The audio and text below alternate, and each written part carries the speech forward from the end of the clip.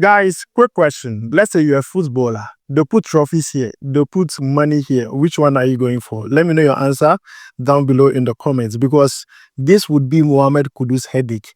The latest update we are receiving on the player is that Nassr are preparing a bid for Mohammed Kudus and they are going to send that to West Ham in the coming days. I'm going to give you the details live here. We're also going to talk about Abdul Aziz Isa, who plays for Barca Athletic. What is happening to this player? I'm here to explain a lot of things to you.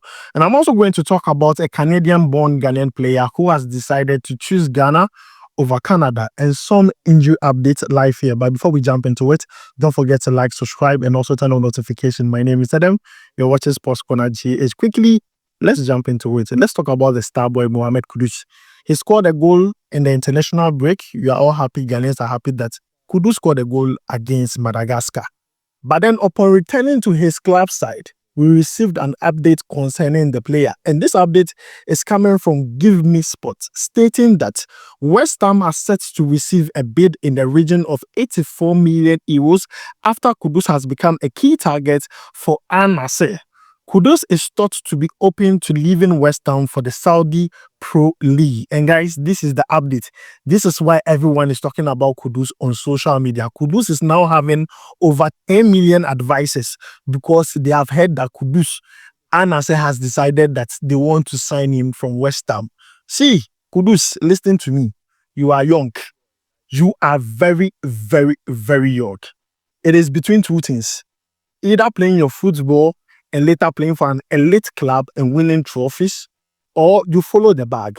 We have seen players who have followed the bag and have gone to Saudi Arabia. John Durant is number one, quite recently. Young player, doing well in the EPL. And yes, our son, he was doing well. But then he followed the bag. Don't forget where you are coming from. Football. At the end of the day, why are we playing it? At the end of the day, you want to secure your financial future. Trophies come later. But then at the end of the day, it's all about priorities because he's a young boy. He's 24 years of age. Do Kudus want to go to Saudi Arabian League? If he wants to, that's fine. I'm sure a lot of Ghanaians are going to support him because the advice on social media is follow the bag, follow the money. But then a friend of mine who saw the update says that money is the root of all evil. I see money is the root of all evil. So Kudus should play football and sign for a better team. Now, I mean, the argument is going on social media. But then the question is, if you were close to Mohammed Kudus, what would you tell him? Or if you were Mohammed Kudus, what would you do?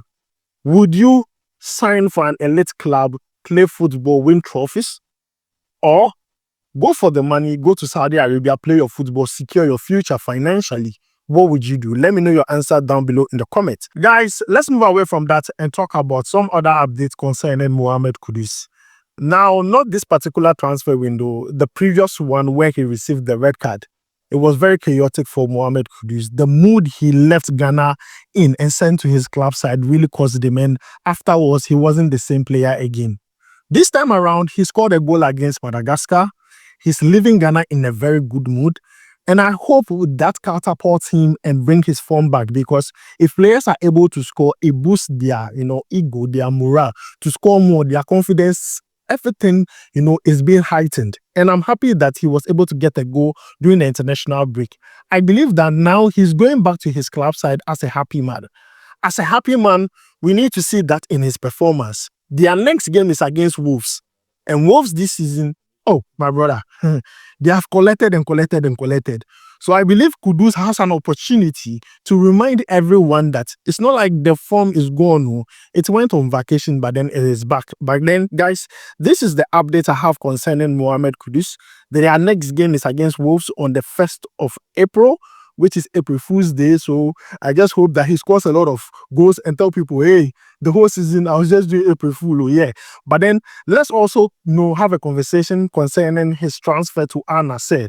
They are preparing a bid within the region of 84 million euros, which could rise to 100 million euros. As for West Ham, they want the money more than anything because once they get that money, they can do more signings. So now, let's move away from Mohammed Kudus and talk about Abdul Aziz Isa, who plays for Barca Athletic. Now, this player is on loan at Barcelona. Now, Barcelona Athletic have changed their coach, Miller. Now, Miller, as a new coach, I was hoping that things would change for Abdul Aziz Isa. But it's still the same thing, guys. Take a look at the player. So far, he has played 2 games and accumulated 26 minutes of game time, which is very bad in my own opinion. Every single time you check, he's with the team, but then he's not playing, he's on bench. His other counterpart, David Odro, he is playing. Kakrano available bare 10 minutes, B16, 45, or Bobby. It is cool. But then Abdul Aziz is not playing at all, and I believe it is high time the GFA, the handlers of this boy, start asking questions. Because you can't allow the player go on loan somewhere where he's supposed to develop and he's not playing. These are players where, like, GFA or some Nico player, go and be part of the boys' development, because on Bobby, he's not playing. What is the reason? He's not injured too, so he's always on bench. Is it that Barca Athletic on one? Is it that what he's being taught, he doesn't get it, or what? Why is it that he's not playing? These are things that needs to be done, because this boy was a huge prospect for Dreams FC. After playing in Africa, playing against big teams, scoring goals, doing so well at that time, that age. And then Barcelona took our own cocoa, our own precious talents. And the boy is sitting on the bench rotting. Please, the GFA, the handlers of this boy, I beg. We don't want another talent to go to waste.